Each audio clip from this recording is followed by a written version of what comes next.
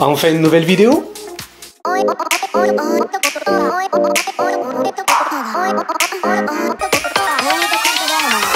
Salut à tous et bienvenue dans cette nouvelle vidéo. Comme vous le savez, le Japon a réouvert ses portes, enfin, donc tout est revenu à la normale comme avant. Enfin presque. Parce que oui, ceux qui souhaitent revenir vont vite s'apercevoir que le Japon a changé. Alors bien sûr, dans l'ensemble, le Japon reste le Japon. Ça reste ce super pays si dépaysant et attrayant. Mais post-Covid, il y a eu des changements. Donc je vous ai noté quelques points notables de changement, je vais vous en faire part maintenant. On va commencer par le plus évident comme d'habitude.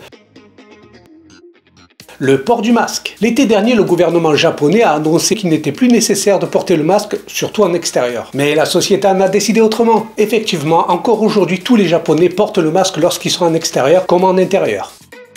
Tout simplement parce qu'au Japon, on fait comme les autres. Les autres portent le masque, on porte le masque. Les Japonais y sont habitués depuis toujours, donc pour eux, pas grand changement, ça les dérange pas. Mais nous, occidentaux, ça nous dérange quand même pas mal. Je dirais même en ce qui me concerne, outre l'inconfort de porter le masque, pour moi c'est plutôt ne plus voir de visage qui me dérange. Les sourires, les expressions de visage, tout ça, qui sont une grosse part des interactions. Et c'est vraiment effarant parce qu'ils peuvent se balader tout seuls, promener leurs chiens, ils sont sur un chemin, ils portent le masque, ils sont tout seuls. Voire même pire, au volant de leur voiture, tout seuls dans la voiture avec le masque. Ça n'a pas de sens. C'est possible de s'auto-contaminer. Et les Japonais qui voient les touristes revenir au Japon s'attendent à ce que tout le monde fasse comme eux. Ils sont très partisans de l'adage « à Rome, on fait comme les Romains ». Mais bien sûr, c'est pas comme ça que c'est en train de se passer et ça ne m'étonne pas du tout. Il y a aussi dans les restaurants, les vitres en plexiglas, pour séparer les gens, même ceux qui sont à votre table.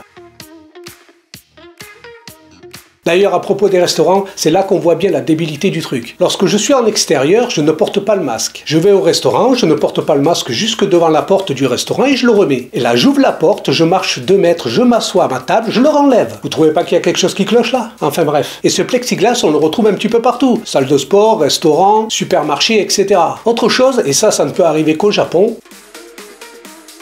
les concerts silencieux. Oui. Lorsqu'on va à un concert, il ne faut pas crier ou chanter. Donc tout ce qui est live, on écoute et on la ferme. Super l'ambiance, hein? Je prends juste quelques secondes pour vous rappeler que si vous appréciez la vidéo et que vous souhaitez nous soutenir, n'hésitez pas à liker, commenter et surtout le plus important de tout, vous abonner et partager.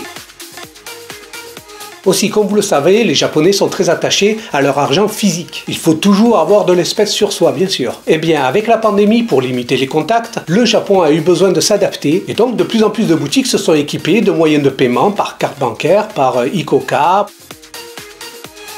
Aussi, pour le Shinkansen, le fameux train grande vitesse japonais, eh bien, nouvelle règle, les voyageurs doivent faire très attention à la taille de leur bagage. Il faut maintenant que le bagage, la valise, le sac passent dans les compartiments en haut, comme dans les avions. Sinon, ce n'est pas accepté. Apparemment, il serait possible de payer un peu plus cher pour pouvoir rentrer une plus grosse valise, mais quitte à payer plus cher, autant demander à son hôtel de transférer les bagages via Yamato, le fameux Kuroneko, jusqu'au prochain hébergement. En général, ça prend 1 à 2 jours.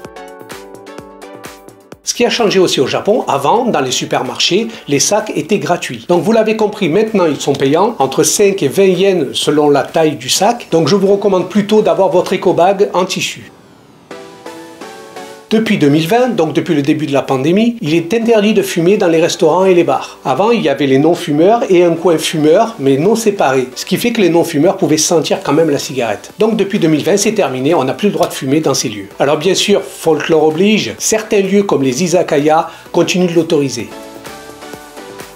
Aussi, comme vous le savez, je suis guide. Je pense que je l'aurais déjà assez répété, hein. Et j'ai pu remarquer aussi autre chose qui est assez pénible, c'est les tarifs d'entrée dans les lieux touristiques. Effectivement, ils ont quasiment tous augmenté, certains ont même triplé, je vais vous mettre des exemples. Et lorsqu'on passe d'une entrée à 500 yens en 2019 et 1500 yens en 2022, oh, ça pique, parce que c'est par personne. Si vous venez en famille de 5 voire plus, aïe.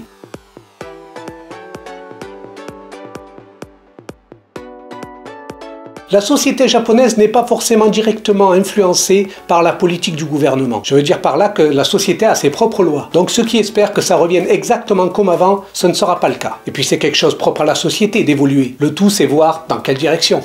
Et voilà, nous arrivons à la fin de cette vidéo. J'espère qu'elle vous a plu, et si c'est le cas, le petit like, le petit commentaire et le partage, ça me fait très plaisir. Si certains d'entre vous ont l'intention de venir au Japon prochainement, n'hésitez pas à me contacter pour booker votre guide. Allez, sur ce, je vous dis à la semaine prochaine, ciao!